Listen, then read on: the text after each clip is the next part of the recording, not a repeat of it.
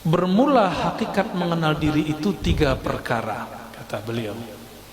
Jadi cara mengenal diri itu ada 3. Yang pertama, mengenal asal kejadian diri. Nah, ini langsung diputus. Kalau kita biasanya asal kejadian diri dari tanah, gitu ya. Oleh Datuk Kelampayan langsung dipotong. Asal kejadian diri dari Nur Muhammad sallallahu alaihi wasallam. Nur itu makhluk. Cahaya itu kemudian dizahirkan Allah menjadi 4 anasir. Ada tanah, ada api, ada air, ada udara. Hatta jin dan iblis pun tercipta dari nurnya Nabi Muhammad sallallahu alaihi wasallam.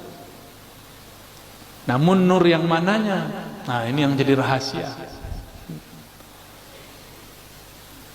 Di dalam kitab Daqaiqul Akhbar, dulu saya mengatakan ini kitab kumpulan hadis palsu. Ternyata di dalamnya ada beberapa asrar ma'rifat yang disembunyikan para ulama di dalamnya. Mulailah kita sadar, tidak boleh menghina apa saja. Orang pemaksiat pun kita tidak hina, apalagi kitab yang dikarang oleh para ulama. Ya. Di Daqaiqul Akhbar disebutkan di alam ruh, di saat seseorang memandang kepada Rasulullah, jika dia memandang kepada kepala Rasul, maka dia nanti di bumi akan jadi pemimpin. Jika dia memandang dadanya Rasul, dia nanti jadi apa? Mandang tangannya Rasul, nanti jadi apa? Sudah disebut. Maka semua pekerjaan kita ini itu hanya ulangan dari apa yang kita pandang dulu di alam ruh. Saya duduk di sini, guru-guru ada di sini, jamaah ada di depan. Semuanya menunjukkan apa yang dulu pernah kita lakukan di sana. Cuma mengulang. Bedanya dulu ruh itu tidak laki, tidak perempuan. Sekarang kita jadi laki, bukan perempuan. Ada yang perempuan, tidak laki-laki. Jadi bagaimana cara mengenal diri yang pertama? Kita harus mengembalikan bahwa diri ini berasal dari nur Nabi Muhammad sallallahu alaihi wasallam. Muncullah di situ kalam-kalam ilhami qudsi. Lagi-lagi seperti tadi, ini ilham yang didapat oleh para wali-wali. Mereka mendengar Rasulullah bersabda di alam rohani, al-alam minni wa ana minallah. Alam dariku, aku dari Allah.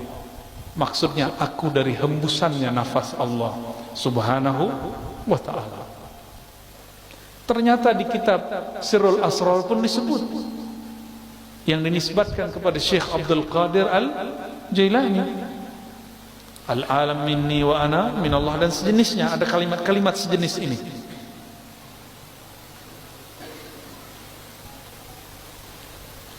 Seperti sabda Nabi sallallahu alaihi wasallam. Kedua, menyatakan dirinya dahulu daripada mati. Jadi cara mengenal diri yang kedua, mematikan diri sebelum mati. Mati apakah? Ini yang kita kaji malam tadi di mana namanya, Bumi Sholawat ya. Tapi karena tempat terbatas, nah kita bagi lagi di sini. Sebenarnya saya belum pernah membaca kitab ini sebelumnya, kecuali judulnya ya, tapi tadi langsung khatam. Dalam waktu bersolawat langsung selesai ya, dengan baca sanad segala macam, kita tabarukan, kita ijazahan. Saya minta izin secara rohani dan secara jasmani ya, jasmaninya tadi siang, rohaninya barusan. Ternyata isinya sama dengan thariqah saman yang dulu saya ambil waktu remaja, persis sama. Dulu guru kita baca 2 lafaz ini, man arafa nafsahu faqad arafa rabbahu, lalu mutu qabla an tamutu. Matikanlah dirimu sebelum engkau mati. Matikan dirimu secara makna, secara sifat. Jadi diri ini tubuh. Tubuh itu Allah tiupkan ke dalamnya ruh. Ruh itu membawa yang disebut sifat. Bernamalah sifat itu sifat ma'ani pada Allah, ma'nawiyah pada kita. Yang disebut mati maknawi matikan sifat ma'aninya. Gitu. Sifat ma'ani ada berapa? 7. Coba disebutkan apa aja? Kudrat, iradat, ilmun, hayat, sama, basar. Ya. Ma'ani milik Allah, tidak mungkin dimatikan. Maka yang dimatikan hanyalah sifat maknawiyah. Kaunuhu sami'an, kaunuhu muridan. Saya punya sama pemberian Allah. Sekarang samaknya cukup disimpan sebagai sifat, tapi tidak diaktifkan mendengar. Disebutlah mati makna sifatnya, mati maknawi. Itulah mati sebelum mati. Ini yang melihat mata atau bukan mata? Ini coba lihat. Saya yang datang ke mata bapak saudara, atau matanya yang datang ke saya? Atau bukan dua-duanya?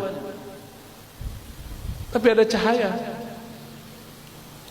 Kenapa ada orang coba mata dipejam? Ingat Monas, kelihatan? Berarti ada yang bisa melihat selain mata ini. Coba pejam mata, ingat orang yang dicinta. Sebentar aja Pak. Buka mata, masih kelihatan? Bisa. Jadi semua kita sebenarnya bisa masuk ke dimensi itu, cuma tidak mau melatihnya. Ya, kita ulangi. Jadi ruh itu punya sifat. Sifat dia tidak mungkin dimatikan. Tapi sangat mungkin sifat itu dinonaktifkan, diistirahatkan. Contoh sederhana, kalau kita rindu seseorang, kita pandang wajahnya di handphone, disapa oleh orang, jawab nggak terdengar, karena di saat itu sama kita tidak sami'an. Dia ada samaknya tapi tidak sami'an.